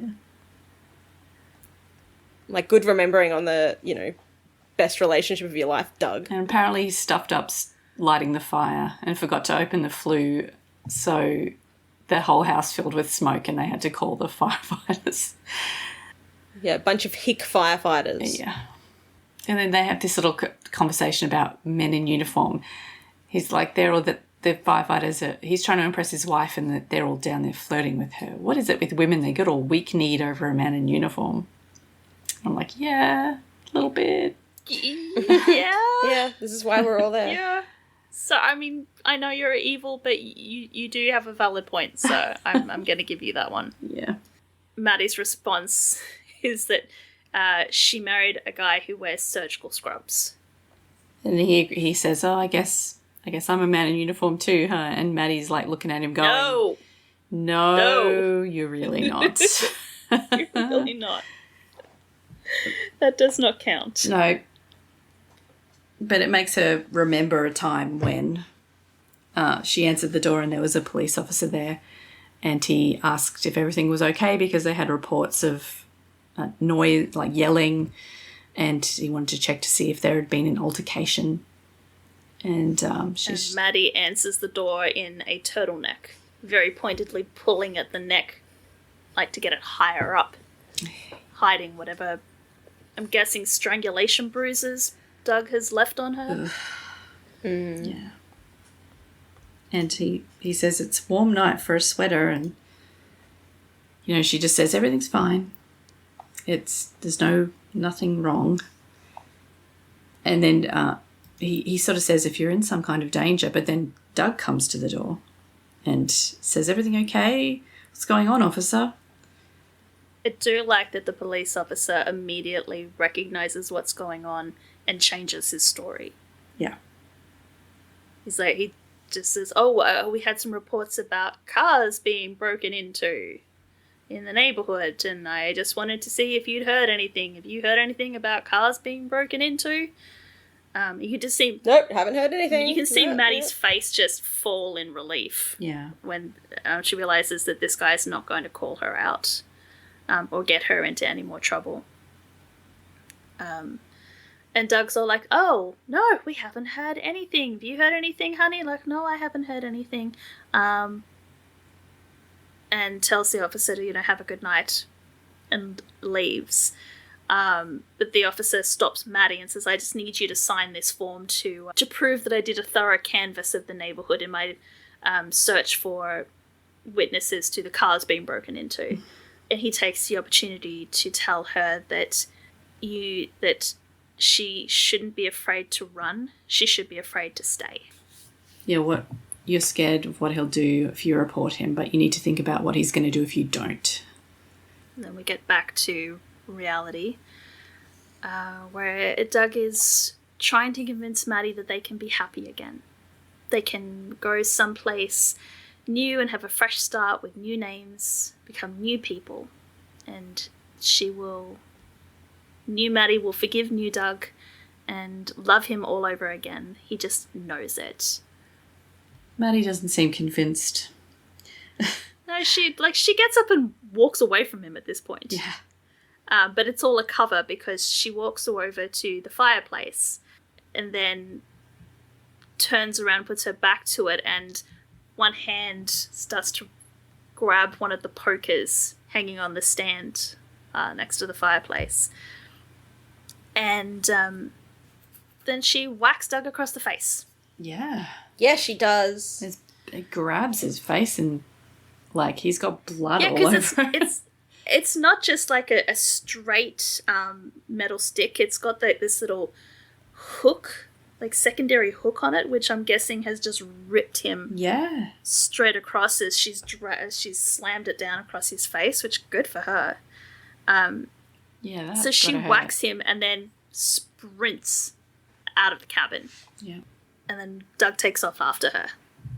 It's such a pretty area. It's so sad. Oh, it's terrifying. Like, she's running away and he's, like, stumbling after her. She's running down a path, like a boardwalk type thing and then there's, like, a dam wall or something or a pond of some kind there. And really she can only run on this little narrow path. And Doug's shooting at her. Yeah. It's, so terrifying. Like, thank God he's either not a very good shot or all the blood in his eye is throwing off his aim, because he's probably got no depth perception now. Well, thank God for that, because otherwise that would have been she's almost a sitting target. Because she can't... Yeah, like she's running like a straight line. Exactly. She gets into some trees, so he can't shoot her too much anymore, but... And then we cut back to the hospital again. For like a 5-second scene, which I don't understand. It's basically Hen filling Chim in on what's happened. Yeah. And Chim ratcheting up the tension by asking the question, is Doug going to kill her? Yeah, and Hen doesn't know. And Chim says it's all his fault. He was playing me this whole time. We're like, yeah. We were wondering that too, Chim. But finally Maddie makes it to some woods, so she's running between trees and running away. He's yelling at her. She can't keep running. She's going to get tired. She can't run forever. So she stops. She stops and then she looks back and sees her footprints in the snow behind her. She realises that, like, he's going to follow her wherever she goes if she keeps doing this. Yep. So then we go back to Marks and Athena and Buck, who are questioning the owner of the cabins in the area. So at least they've made it to Big Bear. They found the rental car. Yeah, they found the rental car gambit worked. Yep. But it's been abandoned somewhat away from wherever, well, potentially away from wherever they ended up, but maybe it's close by, they don't know. So there's like over 300 properties on this mountain that this lady manages. And so... Yes, and of course, Doug and Maddie didn't go up to reception and, like... No, they didn't book a place. Book a room. So she hasn't seen anybody. Yeah. So it looks like they're going to have to go, door to door for all those 300 properties and try and figure out which one that they are possibly in. Just every step these guys take is like an insurmountable kind of barrier, but they still manage to get there. They do. Well, it's Athena. Can't let one of Athena's cases go wrong. No. She got Magic Buck with her. Who's really not doing much. Like, he's barely speaking in any of these scenes. She's just kind of like dragging him around for eye candy at this point. Yeah. He's sad. And I mean, I understand that she's doing that because then she can keep an eye on him. And she knows that he's not, unlocking people's phones and stealing evidence. If he's right there next to her. He can't do anything he's too not doing a stupid if lot. she's supervising him. I think he's freaked. Like, he's just, getting more and more freaked out that, like, this is the ending. Yes. He's like, man, we've been on air for 45 minutes now. Like, we're pretty much done. We are. Gotta find Maddie soon. We are pretty much done. Anyway, where were we? Maddie's dying. Not quite yet, but we are at the crux of this. I don't know how we want to do this. Do we want to literally go blow by blow and detail exactly what happens to Maddie in this scene, or do we want to just summarize it? Because it's pretty brutal. It is brutal. I feel like we should just hurry through. We don't need to do a blow-by-blow description of their little fight, but there is a fight. So Maddie has used her footprints to lure Doug. And then when he gets close enough, she attacks him. And he shoots her, runs out of bullets, pulls out a switchblade, and then it becomes both of them reach trying to get the knife before the other one can do any more damage. There's fisticuffs, like they're beating each other and rolling around on the Maddie ground. gets stabbed. And, oh, God, it's so terrifying. Eventually, Maddie manages to grab the knife and she just stabs him multiple times while she is just, basically bawling her eyes out in terror. It's like... And pain, because he managed to stab her in the side as well. So she's in pain, she's bleeding out, and then she's also... It's also her husband, so, like, I'm sure there's a lot of emotions. Oh, man, it's just trauma on trauma. As well, like it's just... Yeah, it's just awful. Horrible. And then he kind of rolls over and gurgles and dies. And Maddie's laying in the snow looking up at the it's a thing where, she's gone through absolute hell, but it's this beautiful clear blue sky above her. Yeah. Like the rest of the world has just gone on while she has been struggling for her life. And we see we as the audience are looking up at the sky, and we see the vision start to narrow and start to sort of fade to black as Maddie closes her eyes and just gives up for a moment.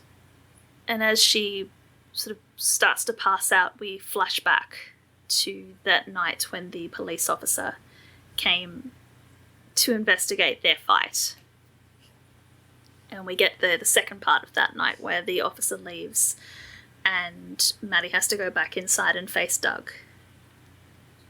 And Doug tells Maddie that they are meant to be together, that everybody else in the world is going to tell her to leave him, but they don't understand that they can never happen because they are meant to be together. They are meant to live together, to grow old together, and die together. That is how their story ends. Yeah. At that point... And then Maddie's eyes open. Yeah. She's like, no, that is not how my story is going to end. And she manages to pick herself up, get onto her feet, and start walking back the way she came. And oh my God, she looks awful. She's got, like, she's not visibly, like, bleeding out of her side. don't think. Yes, she is. She's got like this massive blood stain on her side. I mean, she is wearing black, but yeah, maybe that's why I thought she was wearing black. But her face is all beaten up, like really. Yeah. She just looks like she's about to pass out again. I mean, to be fair, she's been up for nearly 24 hours at this point. Yeah, while he drove around in circles. Unless Doug left her sleep at all in the car. She's okay. So before we get the end of that, Mark's heard that there was a report of gunshots. Someone's been at the cabin, and they left in a hurry. They found the broken door. Yes, because somehow they managed to. The report of gunshots had led them to exactly that cabin. Yeah, and. Yeah. And we're not going to question it. We're just going to go, yes. Someone finds blood on the snow out there and Buck is like, oh my God, she's here. And he just takes off. Yes. And then we get Maddie sort of stumbling her way up a mountain kind of thing in the snow. And she can see someone coming towards her and it slowly resolves into the flailing figure of Buck running towards her. And screaming her name. And they're just... I do, like, this is...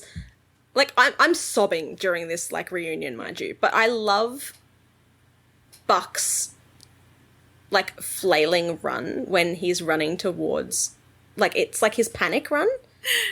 And, like, all four of his limbs just go. Like, his arms go, his legs go. Like, it's just, like... And it's so different to how Oliver actually runs that, like, it's just this panicked, like, scrambling run. Oh. And I'm, like, I mean, it's sobbing. Not easy to run over snowy ground anyway, I'm sure, uneven snowy ground. See, I made that excuse, but unfortunately, this snow is not an excuse for the way that Oliver runs when he is the running choices that Oliver makes when he thinks that Buck is panicking. Yeah.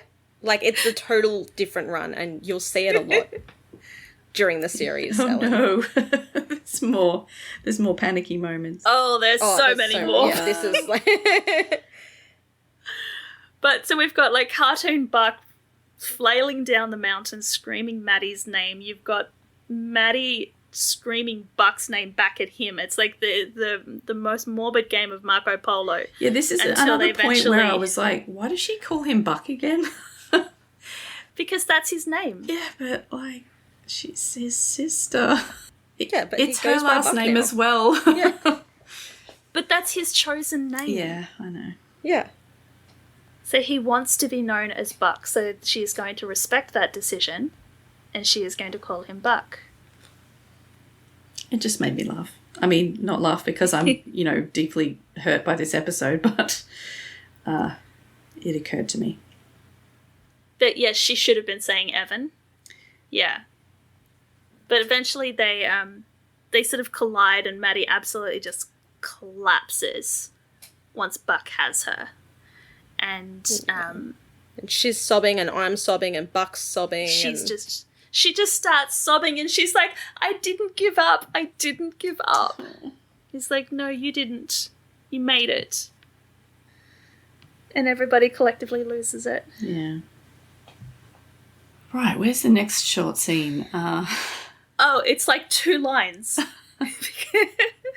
It's Athena watching as they zip Doug up into a body bag and then leave him there, which is, exactly what he deserves. He doesn't even deserve a body bag. And Marx makes a comment that he's never seen red snow before and sort of looks around the scene and says that it is a miracle that Maddie made it out. And Athena goes, no, it's not a miracle. That woman fought like hell. Yeah. And that's it. They dragged them out into the snow for that scene. That's it. But then we get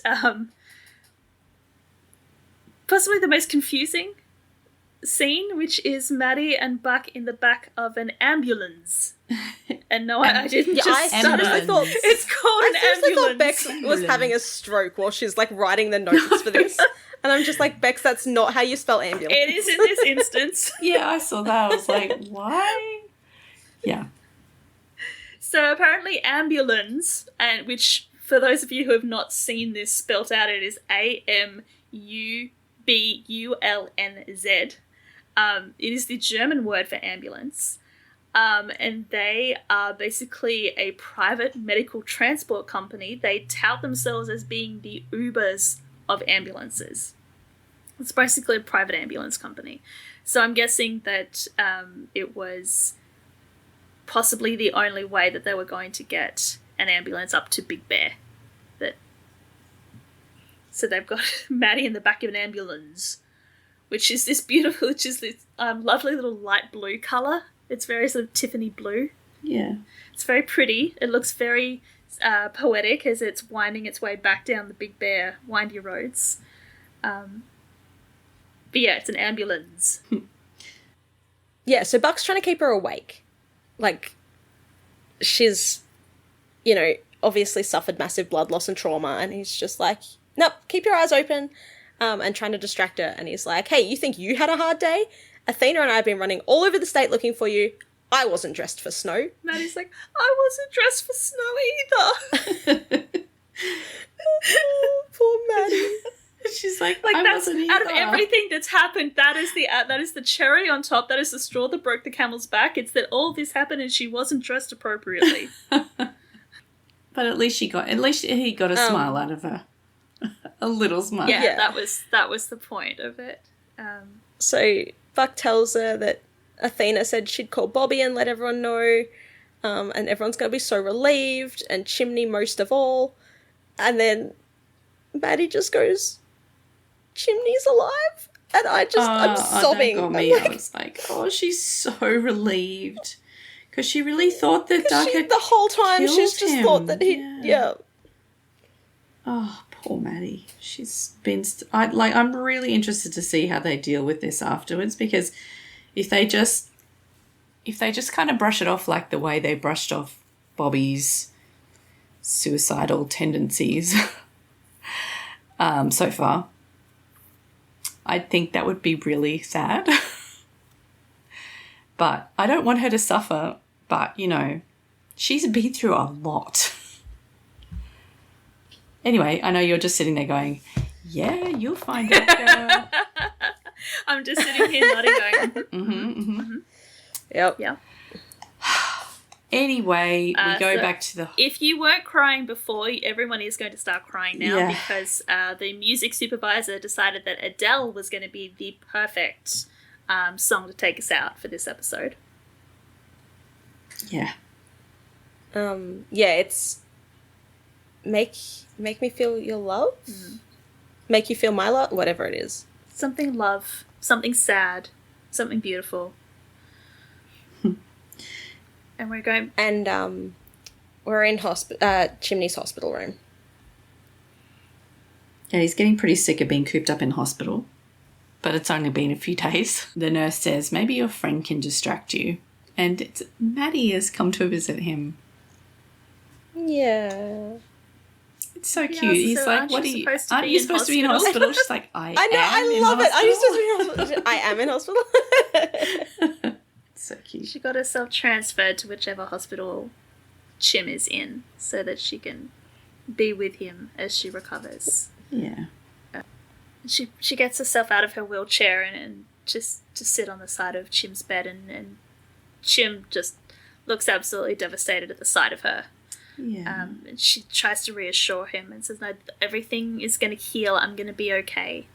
And they have this cute little moment where they're both just absolutely so sorry for what the other person's gone through, and they both thought that the other person was dead, and just trying to come to terms with that they thought the worst, but everything is going to be okay.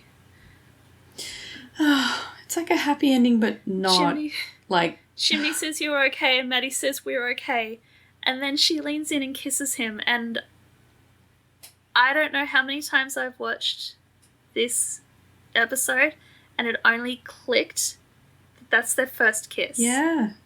Because up until this moment, it was like awkward high fives. Yeah. On Buff Fridays. Yeah. Karaoke. And so their first kiss is in the hospital room. Yeah, when they're both covered with scratches After and Doug stab nearly wounds. killed both of them. Ugh. Oh. What a way. Which really kind of sets the tone for their relationship. Yeah. Yeah. Oh my god, that's the end of the roller coaster ride for now. Yes, this horrific Doug arc is now over. Or is it? Oh god. Dun, dun, dun. He's coming back next week as a zombie. No. This is not supernatural. What is dead stays dead. Oh, thank god. Well, No! I mean, season 7. No. Yeah, anyway. I mean, I'm looking forward to getting back to some more normal kind of 911 calls after this, maybe. Yes. Because, yeah, this is pretty full on. Like, the pace is unrelenting in this episode, really. Yeah, it was a lot. But a very well made, like the directing and everything is great. Like it's just, it keeps you guessing the whole way through and right until he like, you know, rolls over and dies. You're just like, oh, what is happening? Yeah. I guess it's episodes like this that I can understand why there are such staunch defenders of Kristen Rydell, because this is another Kristen Rydell episode. Is it? Oh. Yes. Interesting. Which kind of explains the very, very short scenes and the fact that Buck has nothing to say. She does do this sweeping grown-up storylines really well. Mm-hmm. Unfortunately, there is more to this show than the 3-episode big dramatic arcs, which is why she is not my favourite writer. Well, I enjoyed this particular episode of hers. Oh yeah, she does Chimney and Maddie, and she does Bobby and Athena well. Mm-hmm. She does Bobby and Athena very well. The problem is I just don't care when it's only Bobby and Athena. Yeah. Yeah, like we said before, we're in it for the ensemble. I mean, we're kind of in it for two very specific members of the ensemble. But See, I say that, but then, like, Chim is also one of my favorite. Like, I probably like Chim as a character more than I like Eddie as a character. But it is an ensemble show, and we do enjoy it is an ensemble show, watching yeah. the ensemble interact and the ensemble episodes. Yeah, and well, we got elements of the others in this one, but not. It was just all them hanging out in the hospital. It wasn't, nothing else happened. But even then, it wasn't like all of them hanging out in the hospital. It was like 2 at a time. Yeah. Like, I don't think we saw them all together at any point. And randomly just Chris wandering around the hospital. And just Christopher wandering around the hospital. Wandering around the hospital. Which is fine. There are other writers in the writer's room that do the ensemble stuff really well. Mm-hmm. So not every writer needs to be able to do every single storyline. You can have some writers that do this part really well and some writers that do that part really well. Yeah. I am still just going to bitch and moan all the time. Okay. That's totally fine. So yeah, very heavy episode. It's not one that I would rewatch. It doesn't exactly scream, I'm Voluntarily? going to sit down on the couch and enjoy an episode of 911. Which one will I put on? Oh, I know. Let's watch Fight and Flight again. Yeah. No. It's an important episode. but It's a good It's episode. an important, yeah. It's just not an easy one to watch. Yeah. So I hope we have something lighter to look forward to next week. Next week, the call center is hit with a system-wide power outage. Oh. And I don't remember this episode at all. the 911 call center must go old school in responding to emergencies. They have to deal with explosions in multiple homes and a difficult childbirth. Meanwhile, Michael confronts Bobby about parenting his kids. Oh, I thought Bobby was doing a good job of parenting his kids. He He is. I mean, to be fair, Bobby killed his kids. So. Burn. I mean, Michael is just very insecure when it comes to the kids and other male role models. We've seen that before. This is just like the straw that breaks the camel's back. Mm-hmm. I think I was still just like drying my eyes from watching Fight or Flight when I watched the next episode, so I have no memory of it at all. So I'm excited to get into it. I think I remember the plane. That's in this one, right? I don't know. I don't remember. I don't remember the childbirth. No. I'm going to laugh so hard if it's one of those things again where we watch and we're just like, there was no difficult childbirth. What the... I mean, it has to be because it's in the triggers. So the trigger list that someone has compiled for the next episode, which is called Broken. Oh, true, yeah. Children at threat, a gas leak and explosion, and a woman has complications with delivery/childbirth. So that's what's coming up next week. Well, if you have thoughts about this episode that you would like to tell us, there are lots of ways that you can get in touch. You can email us at contact@thatweewoo.show. You can find us on Twitter, Instagram, TikTok, or Tumblr at thatweewoo.show. Or drop us a comment on our website, thatweewooshow.com. You can also find the show notes and transcripts for this episode and all of our previous episodes on our website, as well as links to where you can find us on social media. Thank you for listening, and we will see you next time for episode 14, Broken. Bye. Bye. 911 is a fictional show, but many of the situations portrayed happen in the real world too. If any of the topics we've discussed in this episode have affected you, please know you're not alone. You can call or text numbers in your country for help. Just Google crisis support in your location to find out the number. If you enjoy our podcast, you can help us out by leaving us a review on Spotify or your preferred listening app, and by sharing our social media posts. Find out more at thatweewooshow.com.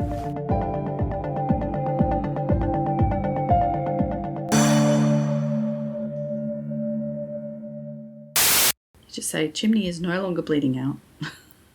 Finally. Finally. After bleeding out in the atrium of Benny's apartment for 3 weeks, he's finally found. I think we're up to like 4 weeks at this point. Yeah.